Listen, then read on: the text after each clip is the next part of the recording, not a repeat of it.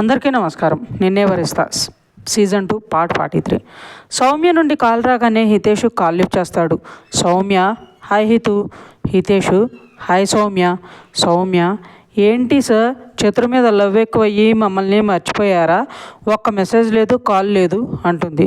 హితేషు, అలా ఏం లేదు సౌమ్య, చిత్రకి కొంచెం హెల్త్ బాగాలేదు, అందుకే కొంచెం ఆ టెన్షన్లో ఉన్నాం అంటాడు. సౌమ్య కంగారుగా చిత్రకి, ఏమైంది హితు, ఈజ్ ఎవ్రీథింగ్ ఓకే అంటుంది. హితేష్, షీఈస్ ఫైన్ నౌ అంటాడు. సౌమ్య, తనకి బాగా లేకుంటే నా చెప్పలేదు, చెకప్ కోసం కూడా నన్ను పిలవలేదే అంటుంది. హితేష్, అదా, ఆ టైంలో ఇంట్లో చిన్న గొడవ, సో అమ్మ తన ఫ్రెండ్ని రమ్మని తనే కాల్ చేసింది. ప్రణీత ఆంటీ అని మా అమ్మకి బెస్ట్ ఫ్రెండ్, రీసెంట్గా ఇక్కడ షిఫ్ట్ అయ్యారు, మా పక్క స్ట్రీట్లోనే ఉంటారు, తనే వచ్చి చెక్ చేసి వెళ్ళారు అంటాడు. సౌమ్య మనసులో, అదేంటి, తనకి ఏ ప్రాబ్లం వచ్చినా హితు నాకే కాల్ చేసి నన్నే పిలుస్తాడు కదా, ఈరోజేంటి కొత్తగా అని ఆలోచిస్తూ, ఇంతకీ ఏమైంది తనకి అని అడుగుతుంది. ఇంట్లో చిన్న గొడవ అన్నా కదా, సో దాని గురించి స్ట్రెస్ తీసుకుని కళ్ళు తిరిగి పడిపోయింది. సౌమ్య మనసులో, గొడవనా, దేని గురించి అయ్యి ఉంటుంది, అయినా అంకుల్ వాళ్ళు కానీ చిత్ర కానీ తనతో గొడవ పడరే, అలాంటిది ఇప్పుడు ఇలా అయ్యింది అంటే డెఫినెట్గా చిత్ర బేబీ గురించే అయ్యి ఉంటుంది అనుకుని అంత స్ట్రెస్ ఎందుకు తీసుకుంది హితు, నువ్వు కొంచెం జాగ్రత్తగా ఉండాలి కదా అంటుంది. హితేషు, నీకు తెలుసుగా సౌమ్య, తనేం చేసినా నా కోసమే ఆలోచిస్తుందని, ఇప్పుడు కూడా నా కోసమే స్ట్రెస్ తీసుకుంది. చిత్ర పిల్లలు వద్దని నా కోసం ఒప్పుకుంది, కానీ డాడ్ ఒప్పుకోవడం లేదు, దాని గురించి గొడవ అవడంతో ఇంట్లో నుండి వెళ్ళిపోమన్నారు. నా గురించి దానికి బాగా తెలుసు, అందుకే డాడ్ని కన్విన్స్ చేస్తూ టూ మచ్ స్ట్రెస్ తీసుకుంది.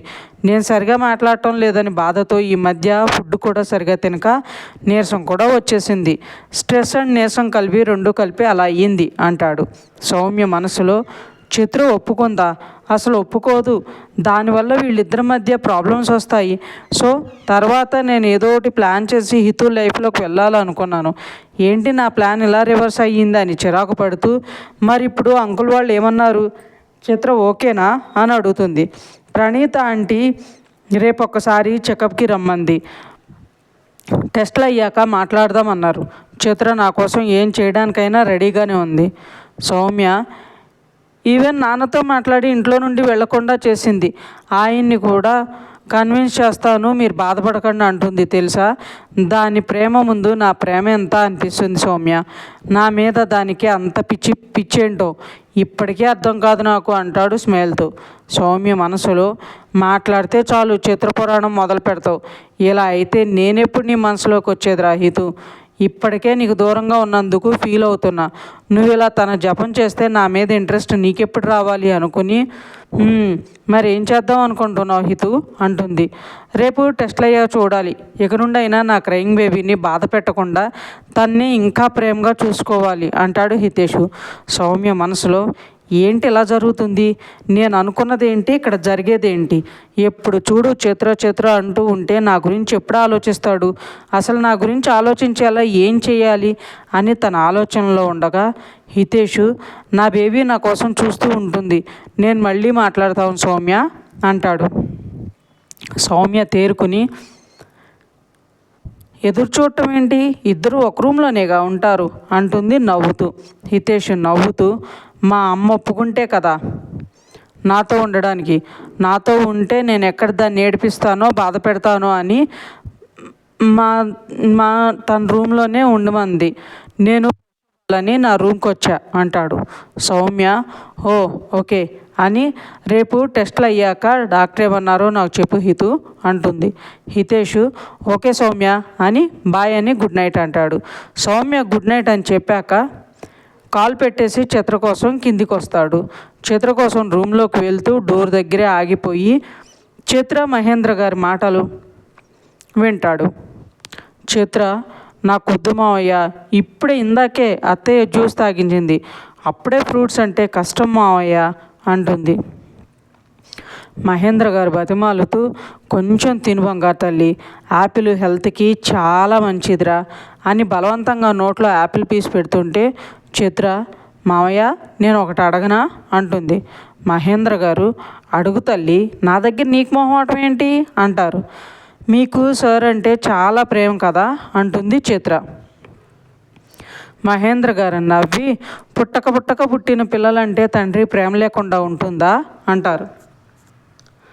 అంత ప్రేమ ఉన్న మీరు సార్ని ఇంట్లో నుండి ఎందుకు వెళ్ళిపోమన్నారు మావయ్య అంటుంది చిత్ర.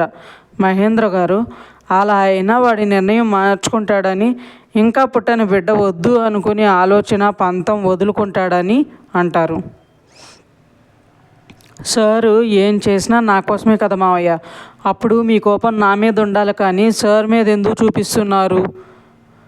నేను వీక్గా ఉండడం సార్ తప్పు ఎలా అవుతుంది అంటుంది బాధగా. తను అడిగే ప్రశ్నలకి మహేంద్ర గారికి నోట మాట రాక ఆగిపోతే చిత్ర, నాకు సార్ అంటే చాలా ప్రేమ మావయ్య, ఆయన కోసం నా కడుపులో పెరిగే బిడ్డను కూడా వద్దు అనుకునేంత ప్రేమ, ఆయన సంతోషం కోసం నేను చచ్చేంత ప్రేమ. మీరు అత్తయ్య మాతో లేకపోతే మా జీవితానికి విలువ లేదు మావయ్య. మీరు సార్ని ఇలా ఉంటే నేను చూడలేను. జాగ్రత్తగా ఉండకపోవడం, నా ఆరోగ్యాన్ని లెక్క చేయకుండా ఇంతవరకు తెచ్చుకోవటం నాది తప్పు, కానీ శిక్ష మాత్రం సార్కి వేయకండి మావయ్య అంటూ ఆయన చుట్టుకుని బాధపడుతుంటే మహేంద్ర గారు చిత్ర తల నిమురుతూ, మీ ఇద్దరూ మాకు రెండు కళ్ళు తల్లి, మీ ఇద్దరిలో ఒకరు బాధపడినా మేము చూడలేం, నీకు నచ్చినట్లు జరుగుతుందా అని చెప్పాక ఏడోకరా అంటూ లాలిస్తుంటే చిత్ర, అయితే సార్ ఏం చేయాలనుకున్నా మీరు అడ్డు చెప్పకూడదు. నా విషయంలో, నా కడుపులో ఉండే బిడ్డ విషయంలో ఏదైనా సరే ఆయనకి నచ్చినట్టే జరగాలి. సార్ హ్యాపీగా ఉండడం నాకు కావాలి మావయ్య, ఆయనకి ఏది నచ్చుతుందో అదే నాకు నచ్చుతుంది మావయ్య అంటుంది. మహేంద్ర గారు, డాక్టర్ ఏం చెప్తారో చూసి ఆ తర్వాత దీని గురించి మాట్లాడుకుందాం రా అంటారు. చిత్ర, సరే మావయ్య అని, కానీ మీరు ఇచ్చిన మాట తప్పకూడదు మరి అంటుంది. మహేంద్ర గారు చిన్నగా నవ్వి, వాడి మీద నీకు ఇంత ప్రేమ ఉండడం వరమో శాపమో అర్థం కావడం లేదు తల్లి. నీ భర్తనా బిడ్డనా అంటే నాకు భర్తే కావాలని డిసైడ్ అయ్యావు అంటే వాడు నీ మీద ఎంత ప్రేమ చూపించి ఉండాలి. వాడి కోసం నువ్వు, నీ కోసం వాడు, మీ ఇద్దరు ఒకరి గురించి ఒకరు ఆలోచించి మీ బాధను దిగమింగుకొని ఆ బాధలో కూడా ప్రేమను చూసుకుంటున్నారు. మీ ఇద్దరిని చూస్తుంటే ఒకప్పటి మా రోజులు గుర్తుకొస్తున్నాయి అని చిత్ర నుదుటి మీద ముద్దు పెట్టి, రెస్ట్ తీసుకో చిత్ర అని లేచి వెనక్కి తిరగగానే హితేష్ కనిపించినా ఏం మాట్లాడకుండా వెళ్ళిపోతారు. హితేష్ వెళ్ళి చిత్ర దగ్గర కూర్చుని, అనుక్షణం నా గురించి తప్ప ఇంకేం ఆలోచించవా బేబీ, నీ గురించి, నీ ఆరోగ్యం గురించి, నీ సంతోషం గురించి అని ప్రేమగా తల నిమురుతుంటే చిత్ర నవ్వి, నా సంతోషమే మీరు, మీ చిరునవ్వే నాకు బోల్డ్ అంత ఆరోగ్యాన్ని ఇస్తుంది, అలాంటప్పుడు ఇంకా నేనేం ఆలోచించాలి సార్ అంటుంది. హితేష్ మనసులో, నా కోసం ఇంతగా ఆలోచిస్తూ, నాకు నచ్చింది చేస్తూ, నా కోసం అందరినీ కన్విన్స్ చేస్తూ నాకు పెద్ద సపోర్ట్గా ఉన్నావు బేబీ నువ్వు, నీ కోసం నేనేం చేసినా తక్కువే అని తనకి వస్తున్న కన్నీళ్ళను తుడుచుకుంటుంటే, రే హితు అని వినిపించి వెనక్కి తిరిగేసరికి ఎదురుగా అన్విక కనిపిస్తుంది. తనను చూసిన చిత్ర హ్యాపీగా అక్క అంటే బాబు వచ్చి పిన్ని అని తన దగ్గరకు వెళ్తాడు. హితేషు, నువ్వేంటి అన్వి ఇక్కడ అంటాడు. అన్విక, ఇంత గుడ్ న్యూస్ నాకు కూడా చెప్పలేదు కదరా అని సీరియస్గా అడుగుతుంటే హితేషు, ఏం గుడ్ న్యూస్ అంటాడో అర్థం కాక. అన్విక కోపంగా, చిత్ర ప్రెగ్నెంట్ అన్న విషయం అంటుంది. హితేషు, నీకెలా తెలుసు అని అడుగుతూ డౌట్ వచ్చి చిత్ర వైపు చూస్తే తను కొంచెం భయంగా చూడగానే విషయం అర్థమై ఏదో మాట్లాడే లోపలనే మధుర గారు వచ్చి, చిత్ర చెప్పిందిలే అని, ఎలా ఉన్నావు అన్వి అని అడుగుతారు. అన్విక, బాగున్నా ఆంటీ, అంకుల్ ఎక్కడా అంటుంది. మధుర గారు, ఇప్పుడే తిన్నారు, అందుకే లాన్లో వాకింగ్కి వెళ్ళారా అంటారు. అన్విక చిత్ర వైపు చూసి, మీ ఇద్దరు ఆడుకుంటూ ఉండండి అని చెప్పి హితేష్ చేపట్టుకుని బయటకు లాక్కుపోయి, అసలేంట్రా నువ్వు ఈ మధ్య మమ్మల్ని కలవడానికి రావడం లేదు, మాకేమీ చెప్పడం లేదు, మమ్మల్ని అవాయిడ్ చేస్తున్నావా అని అడుగుతుంది సీరియస్గా. హితేషు, అలాంటిదేం లేదు లేవే అంటాడు. అన్విక, మరి ఈ విషయం మాకెందుకు చెప్పలేదు, దానికి 3rd month అయితే ఇప్పటి వరకు తనకు కూడా ఎందుకు చెప్పలేదు, చిత్ర మీద కోపంగా కూడా ఉన్నావంట, అసలు ఏంటి నీ ప్రాబ్లము అంటుంది.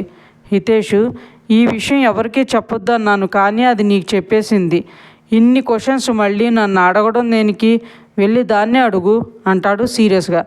అన్విక, అంటే తను నాకు చెప్పిందని మళ్ళీ కోపమా, అసలు ఎందుకురా ఇలా అయ్యావు అని కోపంగా అంటుంటే హితేషు కోపంగా, మరేం చేయమంటావు, దాని పరిస్థితి తెలిసి కామ్గా ఉన్నా, చిన్న విషయం ఇప్పుడు మీకు తెలిసి పెద్ద విషయం అయింది అది అంటాడు.